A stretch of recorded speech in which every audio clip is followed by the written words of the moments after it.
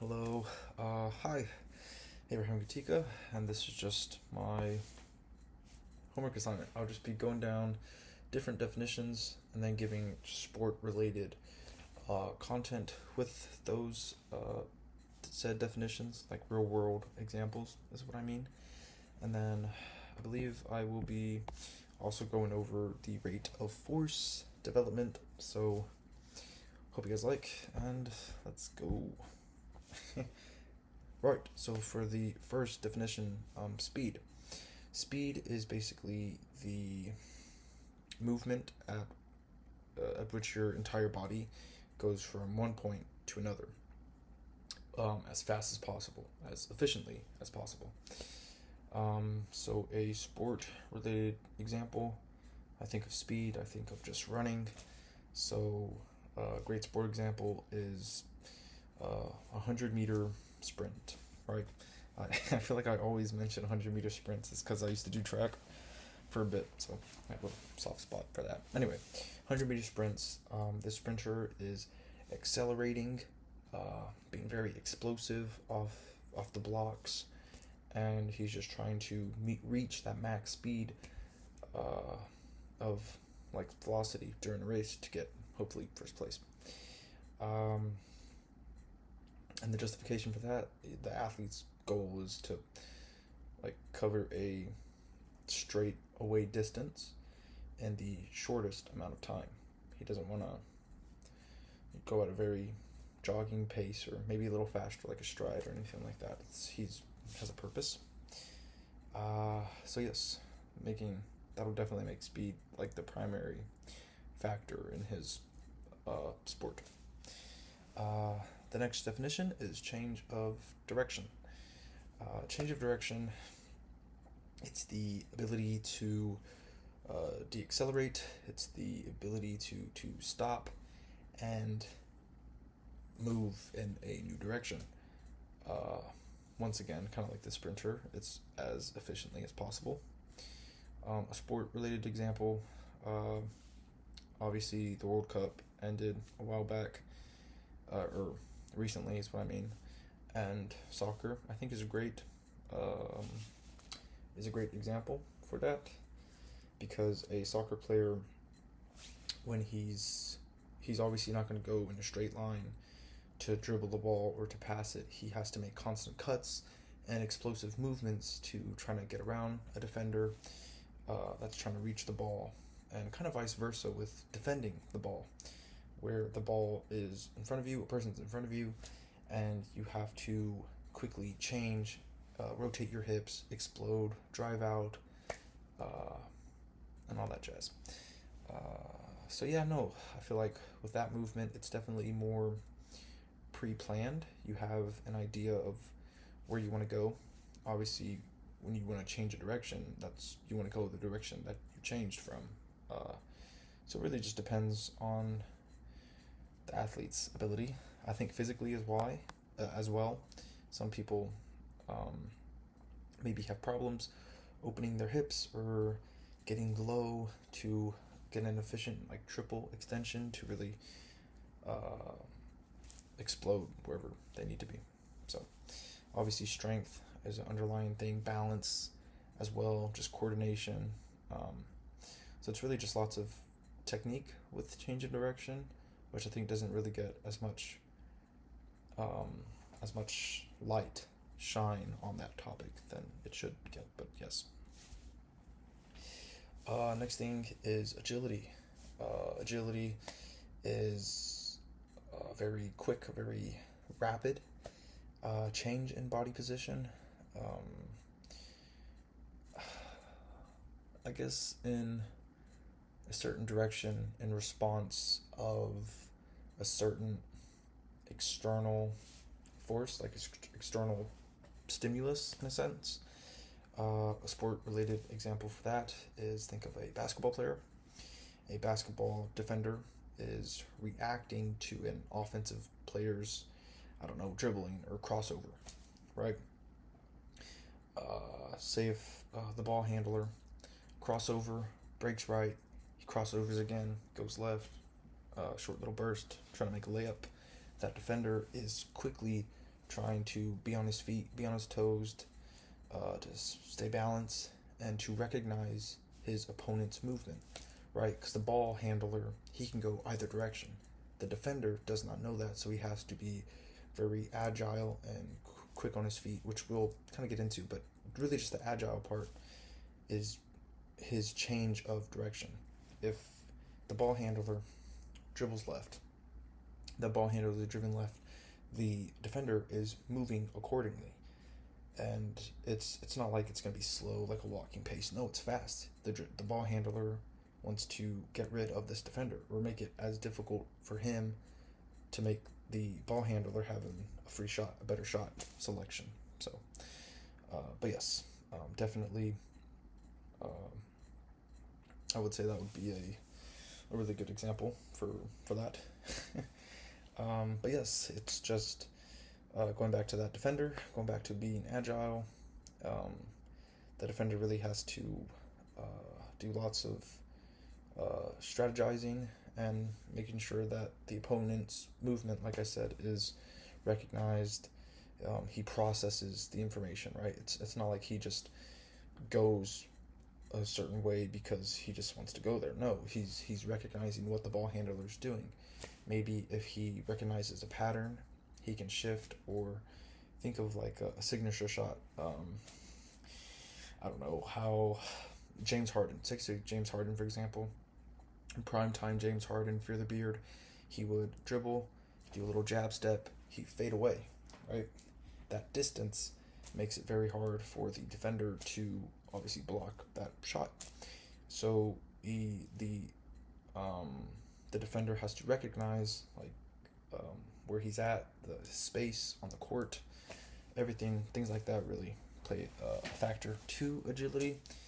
And yes, so it's not just a physical thing, it's not just an athletic thing, but a mental thing, or like a cognitive thing, brain power wise. Yes, sorry. The next definition is quickness. Right. Quickness is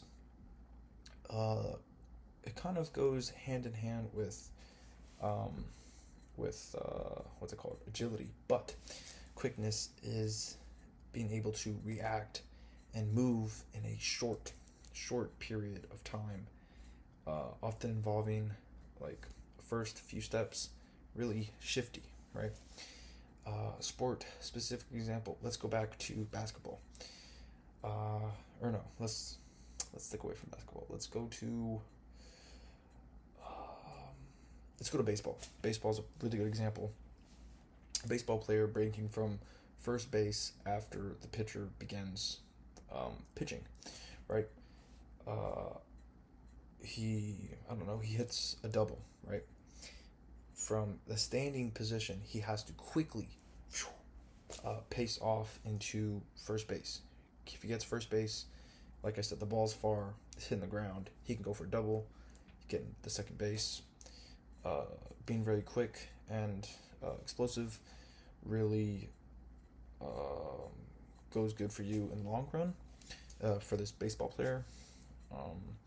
So it really just depends on how quickly the athlete reacts and accelerates over that short distance, especially with the reactant part, because sometimes you can hit the ball, and I know you're supposed to hit the ball and take off running, unless you know it's like a foul ball, then there's no point in doing that. But if you see it like straight down the line and it bounces a few times on the green, he's booking it, everything's real quick, and yes, and it's kind of, I would say it's not I'm not saying it's impossible to get like a top speed baseball wise, but I would say it's a little more challenging because like distance is a little shorter than, I don't know what they're used to. Plus they're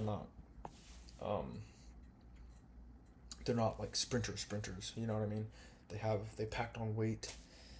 There's some baseball players that have like a big old like one of those beer bellies, which is really cool. I'm not like trying to dog on them or anything. It's just interesting to see. But they're extremely fast. They're extremely powerful. They're extremely strong in the way they a torsional rotation just to smack the ball out the field. so it's cool. But yes, that's for quickness. And yes, so for part two of this topic is just the rate of force development, RFD for short. I don't really like saying RFD, it just sounds really weird to me. It's a bar. But yes, the rate of force development. Right, so it is basically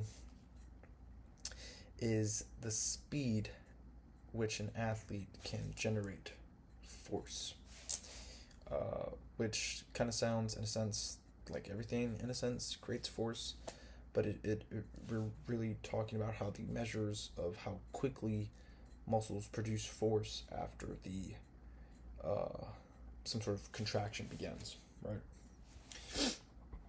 So a higher let's just say RFD. A higher RFD allows athletes to produce force in a shorter amount of time, and to produce that force in a short amount of time, it's I think the most go-to thing. It's essential for explosive movements, where that time is very precious because it's limited, right? Going back to what we said above, like baseball, you hit it and you react. You're quick. For basketball, for anything, for football, anything, it really just goes off of that.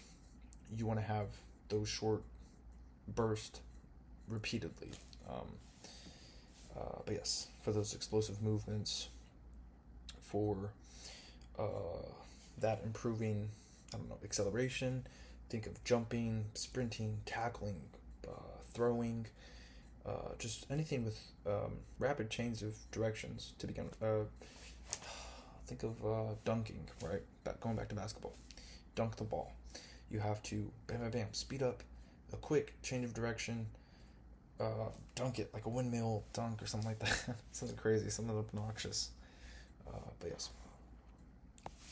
So athletes with a high RFD they produce that force much quickly, resulting in faster acceleration, which you want, because it just improves overall agility and reduces the time spent changing your direction. Because if you struggle with that, if you struggle with changing direction, then there's a problem. There's a problem. Think of a receiver. Think of a wide receiver football. If he has a problem changing directions, his opponent in front of him, his defender, he's never gonna get past the ball because that defender is on him. But it's the receiver's job to disorient his defender by cutting or sprinting or leg work movements, deep explosive cuts, little things like that go a long way. So it's something you can also hope train and build up over time. But yes, I think that's it. I think that's all for today.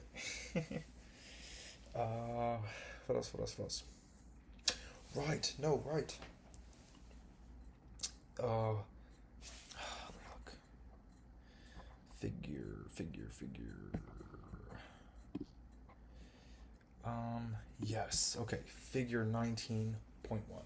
Figure 19.1. What it had was it showed like an what's it called? An illustration of this explosive performance and how that depends on both maximum strength, okay, and the rate at which that force can be generated or like developed.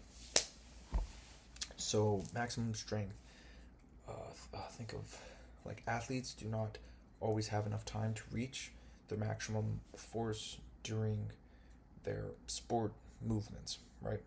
Because of that limited time, athletes who develop more rapidly perform better in those explosive activities. And think of like strength training as well, which that can also help an athlete's performance, obviously, like hang cleans, right? Very explosive, maybe a clean and jerk, full body type deal. Everything training explosive, especially upper body. So increasing the RFD increasing the RFD through strength and power training. It's not just power. It's not just doing hang cleans all the time. It's also strength. It's everything underlying as well. All that training can just improve athletic performance, even if maximum strength remains the same. Because think of a bodybuilder, right? You know how bodybuilders, like I'm talking about he's bald, like a real gearhead, just like, oh, whoa, whoa, are you a bodybuilder? A real behemoth of a man.